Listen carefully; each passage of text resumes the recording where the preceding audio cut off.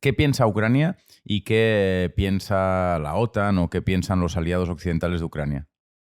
Pues aquí hay bastantes temas tabú, ¿no? Que no suelen salir a la opinión pública. Porque en Ucrania, evidentemente, no quieren No hablar me de... seas complotista, ¿eh? No, no, no, para... Nada, Es hago broma. que, es decir, hay cosas que, como el elefante en la habitación, ¿no? Que están ahí Venga, tabú, planeando. tabú, tabú. Haremos Por eso, vídeo en YouTube con esta, que empezará así. Tabú, se llamará el tabú de Ucrania o algo por el estilo.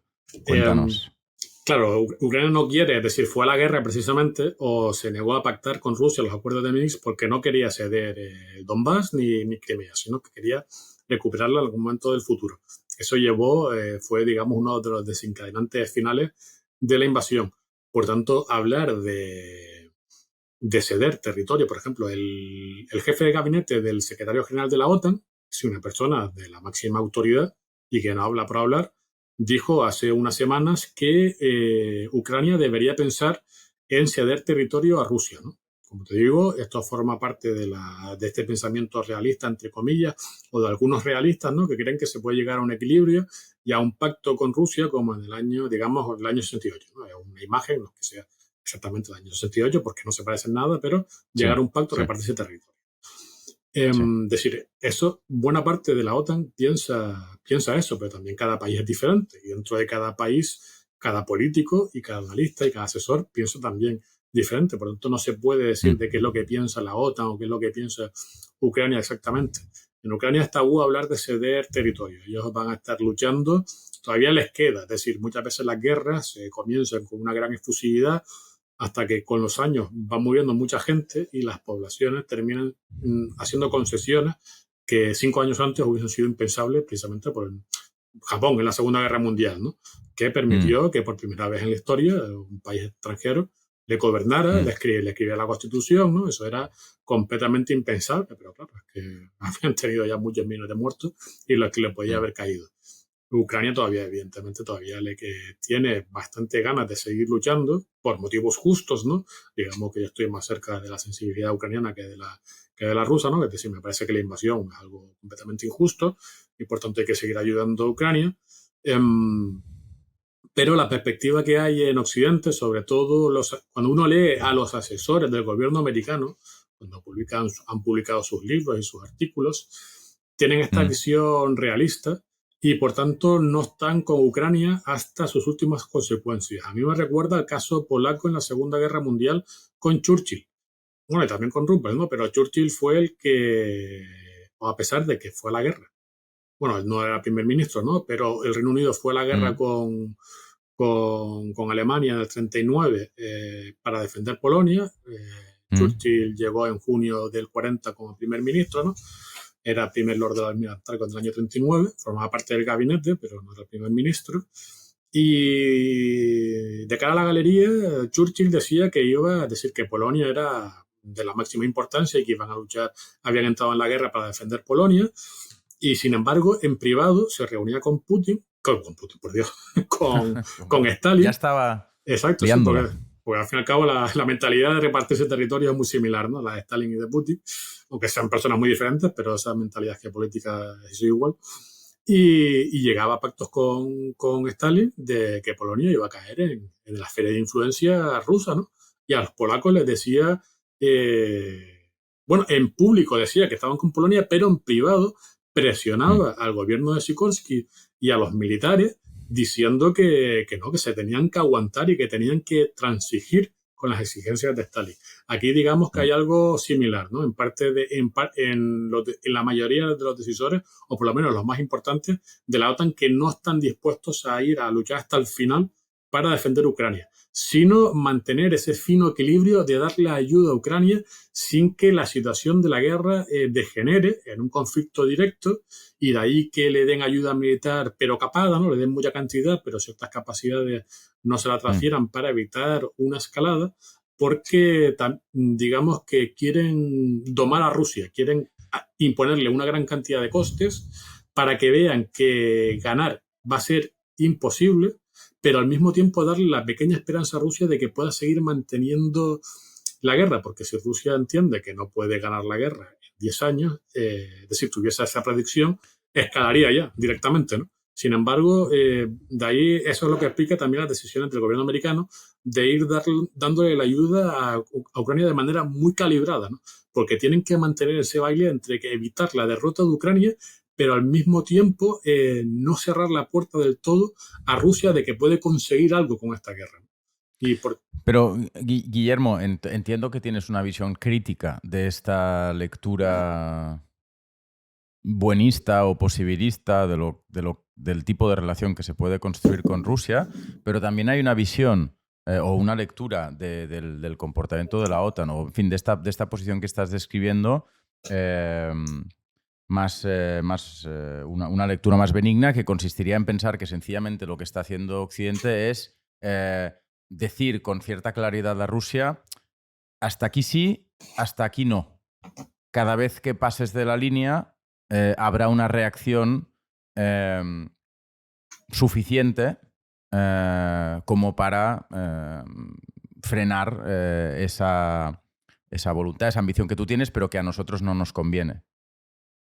Sí, es intentar domar a Rusia, ¿no? Y yo creo que eso no va Tú le a llamas funcionar. domar a Rusia. Tú le llamas domar a Rusia. También Sí, puede domesticar una consistir fiera, ¿no? Por decirlo de alguna manera. Domesticar una fiera y cabalgar el tigre. Yo creo que no, es decir, eso no. Es que no. Pero ¿no crees que hay Como una hacía diferencia Rupert, entre cabalgar el tigre y explicarle al tigre que este territorio es tuyo, pero este es mío? O sea, no, es un pelín diferente, ¿no? claro, ¿O no? pero ¿O crees que no? hombre, es diferente, pero al final, es decir, hay diferencias de matices, pero digamos que en ciertos aspectos generales es muy similar, ¿no? La cuestión es que se puede llegar a algún tipo de negociación con Rusia, hacerle entender que no puede ganar y que no va a ganar. Eso no va a funcionar. Es como tratar de negociar con Hitler. Es decir, tú imagínate que en el año 44 a alguien se le hubiese ocurrido decir, no, vamos a pactar con Hitler y le dejamos pues Alsacia y Lorena y no sé cuánto, ¿no? Y ya está, y una Alemania un poco agrandada y entenderá a Hitler que no puede ganar a los aliados occidentales y aquí paz y después gloria, ¿no? No, Es es imposible. interesante. Es muy poco. O sea, a mí, como persona que nunca ha hecho la guerra, me cuesta muchísimo pensar que una conclusión deseable, pues eso, de un conflicto como el ucraniano pueda ser, si no la aniquilación de la capacidad rusa de atacar y de hacer la guerra, algo muy parecido. Porque esto es lo que estás diciendo tú. O sea, esto no se va a resolver sin la muerte del tigre. Totalmente. Es lo que decía Roosevelt cuando ya cambió de opinión, porque Roosevelt al comienzo estaba a favor del apaciguamiento y después decía que cuando quieres decir tomar un tigre o jugar con él te termina devorando, ¿no? Te termina arrancando la cabeza. Y aquí es algo similar como con Japón, ¿no? También en esa Segunda Guerra Mundial, que Japón quería llegar, Japón dijo que quería ser domado, es decir, el año 45, su estrategia era llegar a un pacto con Estados Unidos para evitar la ocupación militar, retirarse de Asia en sus propios términos y, digamos, una especie de paz honrosa, ¿no? Que evidentemente en Estados Unidos entendieron que si no cambiaban completamente la mentalidad japonesa y todo el gobierno japonés, es decir, iban a tener el mismo problema 15 años más tarde. Y de ahí que pujaran por la rendición incondicional, que era mandar a MacArthur a dirigir, nada menos que a MacArthur, a dirigir Japón. ¿Y que hizo MacArthur? Pues le dio el derecho del voto a la mujer y cierto tipo y decían, pero bueno, esto es socialismo, ¿no? Socialismo entre comillas, ¿no? Y decía MacArthur, exactamente. Es imponerle aquí progresía o progreso occidental a los japoneses para cambiarle su mentalidad, ¿no? Respetando al emperador, pero cambiando todo lo demás. Y tuvieron éxito. Hoy Japón es un país tiene ejército, pero de mentalidad antimilitarista, kawaii, ¿no? Y no tiene nada que ver con el bushido y el samurái, ¿no? Porque a golpes los terminaron, no solamente destruyendo su ejército, sino cambiarle la forma de pensar.